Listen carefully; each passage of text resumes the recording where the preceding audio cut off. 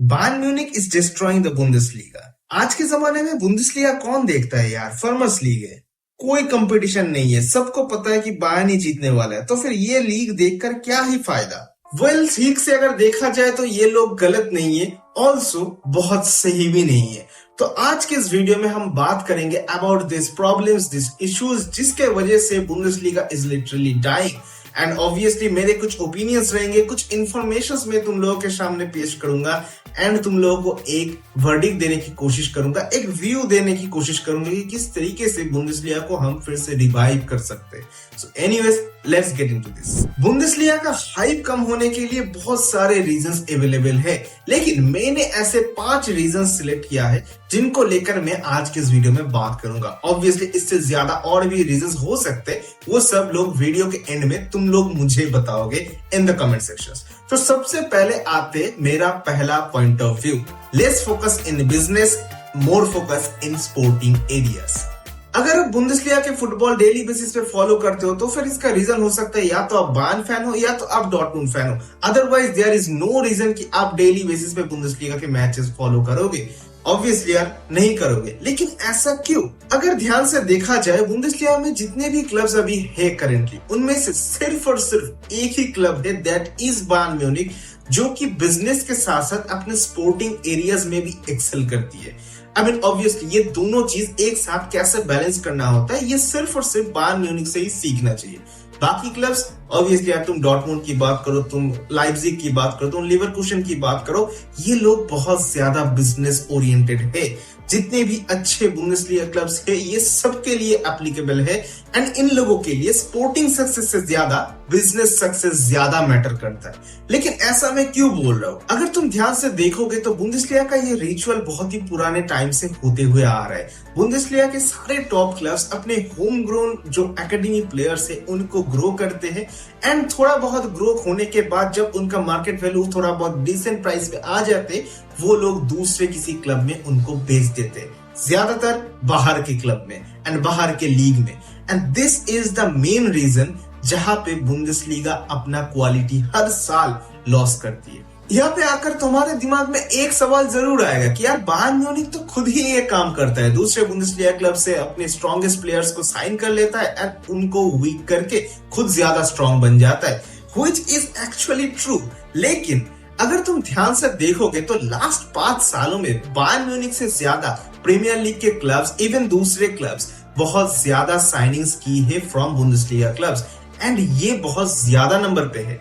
मैं तुम लोगों को कुछ एग्जांपल्स दिखा देता हूँ। फ्लोरियन विर्ट्ज की बात कर लो जो इस सीजन ही गया है, Jude Bellingham, Hugo Ekitike, Josko Gvardiol, Jadon Sancho, Kai Havertz, Dominik Szoboszlai, Jamie Gittens, Erling Haaland, William Pacho, Micky van de Ven, Ibrahima Konate, Mathys Tel, इनमें से ज्यादातर प्लेयर्स सिर्फ और सिर्फ प्रीमियर लीग क्लब्स उठा के ले गई है फ्रॉम टॉप बुंदेसलीगा क्लब्स। अब देखो उन सब क्लब के लिए मेरा कोई हेट नहीं है, डेफिनेटली कोई भी टीम चाहेगा कि खुद को जितना हो सके स्ट्रॉन्ग बनाया जाए, कंपेटिटिव बनाया जाए एंड दिस इज ट्रू।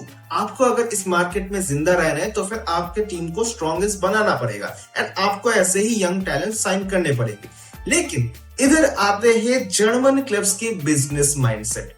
जितना ज्यादा जर्मन क्लब्स या फिर आप दूसरे लीग 1 के क्लब्स की बात कर लो या फिर आप सीरिया की क्लब्स की बात कर लो, ये सारे इतना ज्यादा बिजनेस माइंडेड है, इनके लिए ये बिजनेस ज्यादा मेजॉरिटी रखता है देन देयर स्पोर्टिंग सक्सेस। हर साल तुम यही चीज देखोगे, कुछ अच्छे प्लेयर्स जब भी ये ग्रो कर लेता है तो फिर ये लोग दूसरे क्लब्स को बेच देते हैं अपने प्लेयर्स को।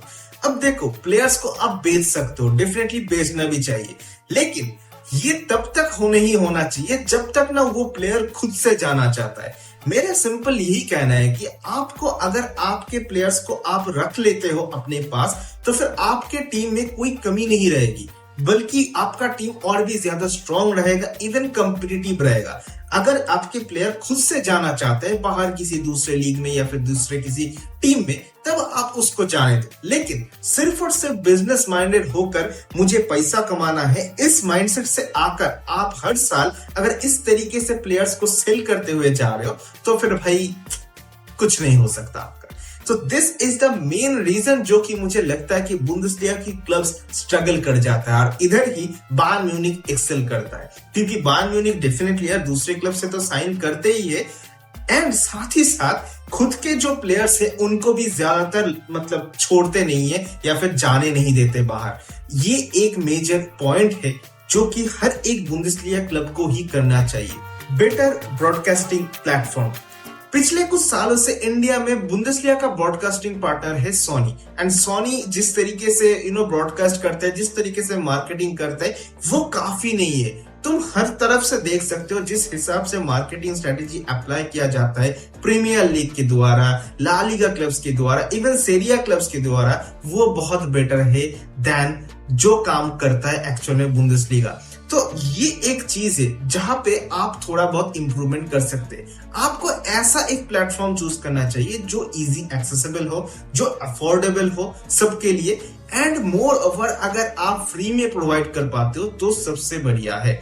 देखो यार, पिछले साल GXR ने प्रोवाइड किया है, ऑल्दो वो स्मूथ नहीं था, लेकिन GXR ने काफी अच्छा एक्सपीरियंस दिया है, एक फ्री एक्सपीरियंस दिया है टू ऑल देयर यूजर्स, जिसके वजह से काफी अच्छा व्यूअरशिप एंड PR भी मिला है ला लीगा एंड सेरिया के क्लब्स को। एक और रिसेंट एग्जांपल अगर मैं दिखाऊं तो रिसेंटली क्लब वर्ल्ड कप का ब्रॉडकास्टिंग पार्टनर था DAZN, एंड उन्होंने फ्री में भाई जिस तरीके का एक्सपीरियंस प्रोवाइड किया है जो काफी सही था भाई। एक और चीज मैं तुम्हें दिखाता हूँ जिससे तुम्हें समझ में आएगा कि कितना कम बुंदेसलीगा क्लब्स अर्न करता है from broadcasting revenue.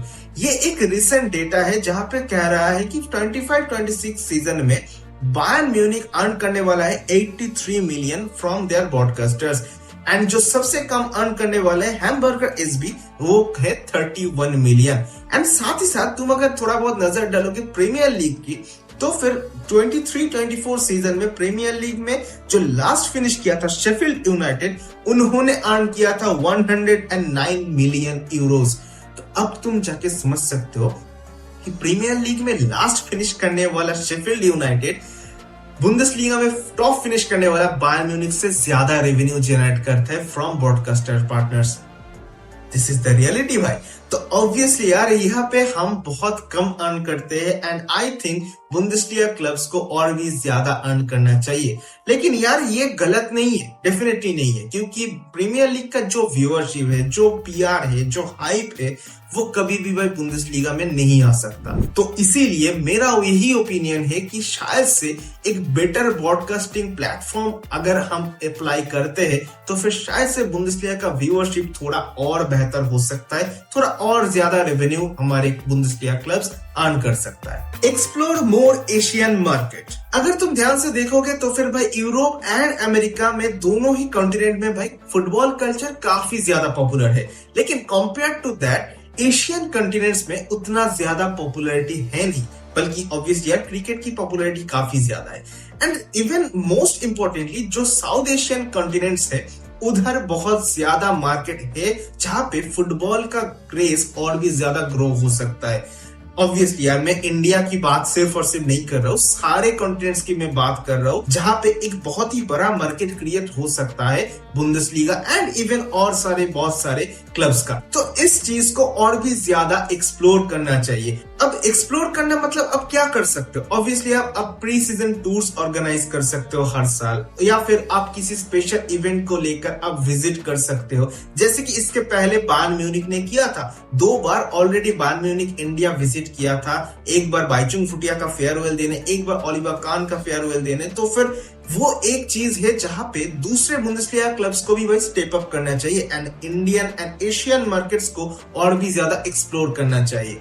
And I think इस तरीके से ना जनता में और भी ज्यादा क्रेज उठेगा, और भी ज्यादा कह सकते हो कि लोगों को पता चलेगा एंड PR की तरफ से और भी ज्यादा काम करेगा, एंड इस तरीके से आप मार्केट को और भी अच्छे तरीके से एक्सप्लोर कर सकते हो। Promote Asian creators. ये सुन के तुम लोगों को लग सकता है कि मैं थोड़ा अपने फायदे के लिए बोल रहा हूँ, जो कि सच है, लेकिन that's not the actual thing. अगर तुम ध्यान से देखोगे या फिर सोचोगे कि जितने भी एशियन क्रिएटर्स है, तुम इंडिया के क्रिएटर्स की भी बात कर लो भाई, इतने सारे अमेजिंग क्रिएटर्स है जो एक तरीके से PR का ही तो काम कर रहे हैं भाई। देखो मैं recently Bundesliga and Bayern Munich को लेकर बातें कर रहा हूँ, तो डेफिनेटली मैं भी कोशिश कर रहा हूँ कि जितना हो सके जनता को बुंदेसलीगा एंड बायर्न म्यूनिख के बारे में पता चले।